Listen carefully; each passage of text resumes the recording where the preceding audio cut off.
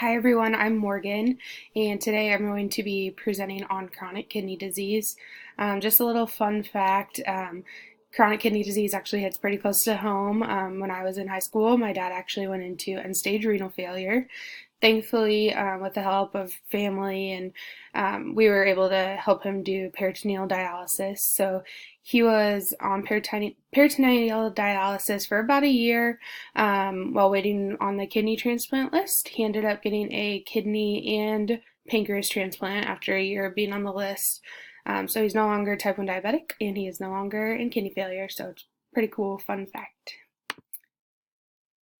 So the patient that I will be presenting on here, he comes into the ER.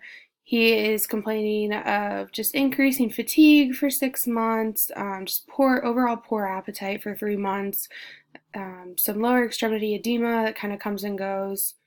His vital signs, he's hypertensive at 188 over 102. His heart rate is about 66.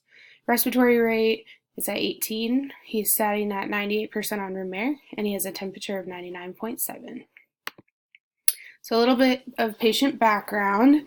The patient is a 68-year-old African American male. Medical history is diabetes type 2, hypertension, and cardiovascular disease.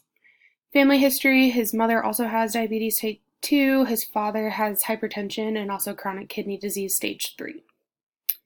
Social history, he is a smoker, he has a 30-pack year, and he also consumes alcohol occasionally but denies drug use. Medications that he takes regularly are an 81 milligram aspirin. He takes 10 milligrams of lisinopril daily. He takes 500 milligrams of metformin twice a day, and he also takes ibuprofen 5 to 6 times per week. So now that we have him back to a room and we have our lab results back, we see that he has a GFR of about 22, which, as you can see from the diagram to the right, that is on the lower side. We're getting close to the kidney failure area there. His urinalysis is also positive for protein. So when we have protein in our urine, and then his creatinine is at 3.4, which is on the elevated side, as well as his potassium is 5.2, again on the elevated side. His BUN is at 25, also elevated, and his hemoglobin is about 9. So this diagram does a really great job at explaining the different stages and how we stage chronic kidney disease. So stage 1 is going to be you have a 90% or higher, so basically normal kidney function here. Stage 2, you have a little bit of damage and mild loss of kidney function, so that's going to be your 89 to about 60% GFR. The GFRs are glomerular filtration rate. Stage 3 can have A and B, so that's either mild to moderate or moderate to severe. So mild to moderate is going to be 59 to about 45%. Moderate to severe is going to be about 44 to 30%. And then you have our severe loss of kidney function in stage 4, and that's going to be a GFR of about 29 to 15%. Stage 5 is going to be that full end-stage renal failure or kidney failure, and that's going to be a GFR of less than 15%. So according to our text for the class, chronic kidney disease is a progressive loss of renal function associated with systemic disease, lupus, intrinsic kidney disease, which includes kidney stones, acute kidney injury, chronic glomerulonephritis, chronic pyelonephritis, obstructive uropathies, or vascular disorders. So the pathophysiology of chronic kidney disease. So our GFR, which is that glomerular filtration rate, that measures the amount of nephrons that are damaged, which then represents the staging of our CKD. So the higher the amount of nephrons that are damaged, that will be what lowers our GFR percentage. So like we said, our patient that we're talking about, he is hypertensive on arrival. So I actually found in a text that long-term uncontrolled high blood pressure leads to high intraglomerular pressure, which then in turn impairs the glomerular filtration. So that's what decreases our GFR. So hypertension and CKD 9 times out of 10 go hand in hand. because hypertension is just really hard on our kidneys. So this also, when the kidneys are unable to filter properly, then that causes an increase in the protein that is then excreted in the urine. So that's when we get that proteinuria. So the low GFR and proteinuria urine are two telltale signs that we're going into kidney failure. He also complained of the increasing fatigue over 6 months. So when the kidneys are damaged, there's a decrease in the amount of erythropoietin produced. So that means there's a decrease in the red blood cell production that's being made by our bone marrow. So if there's not enough circulating hemoglobin or red blood cells, we're not getting oxygenated well enough, and therefore you're just overall feeling groggy. So poor appetite. So this can actually occur when there's an increase of toxins. So when the kidneys are not properly filtering out waste, those toxins build up. It can just cause low appetite in general.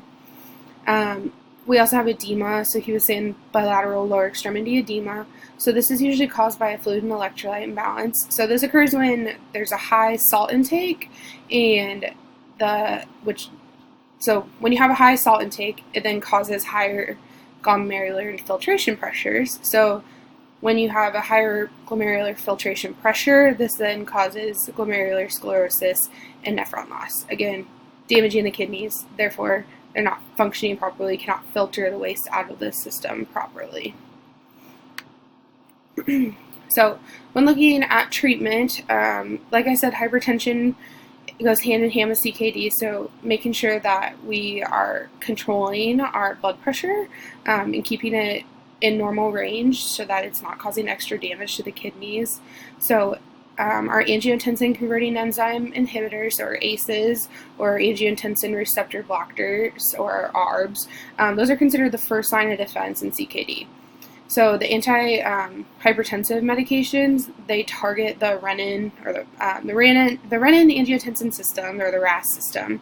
So this prevents further damage from the hypertension that is caused on the kidneys.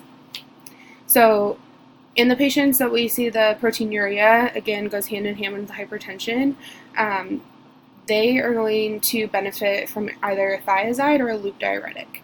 So thiazides are recommended for CKD stages 1 through 3. So those are the, not as damaged kidneys as we talked about earlier. And loop diuretics are recommended for CKD stages 4 through 5. So those diuretics then help get any extra waste out, and they help kind of with electrolyte balance. You do need to be careful though. Loop diuretics, such as spironolactone, that are going to be potassium sparing, can be very dangerous, because a lot of times when the kidneys are not functioning properly, we're already holding on to things like potassium, electrolytes like potassium, which can cause further injury to the rest of our body and our systems, especially with potassium. And then in CKD stage 5, that end-stage renal failure, like we talked about, hemodialysis might be needed. So it kind of depends on the family, other contributing factors, what's doable in daily life. So as I mentioned, my family members, my dad was able to do peritoneal dialysis. So with dialysis, you can either, if you're able to do peritoneal dialysis, they basically go in, place a port in your stomach, and you're able to he was able to hook up like while he was sleeping. And so they then take a fluid, or like the medication, it goes into your peritoneal cavity, and then it flushes out and drains. Hemodialysis is a little bit different in the fact that you will have a fistula or a tunneled catheter placed that is then used to access, and you would actually have to go to a facility to get hemodialysis. So basically, dialysis in general acts as an artificial kidney to remove waste and excess fluid. So a few very important treatments for chronic kidney disease. And then here are my references. Thank you.